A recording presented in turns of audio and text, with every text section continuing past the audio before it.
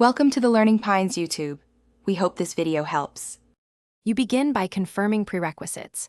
Make sure iOS is up to date and you have at least some free storage because system services need room.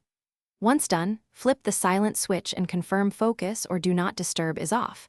These block alerts. Now, open Settings, tap Notifications, and select the app that's not alerting you. You do this first because app-level options override many global settings. It saves time and narrows the fault to one area. Now focus on the app's notification controls. Turn on Allow Notifications and enable Lock Screen, Notification Center, and banners so alerts are visible everywhere.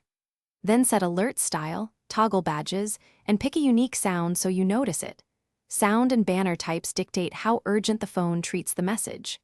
After that, confirm background app refresh and cellular or Wi-Fi access are allowed. Apps often require background activity. Finish by restarting your iPhone to apply changes and clear transient glitches.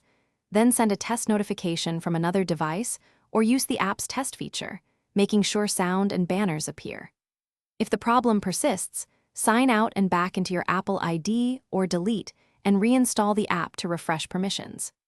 As a last resort, try Reset Network Settings before a full factory restore. It often fixes push delivery without erasing data, and it's faster than a complete reset.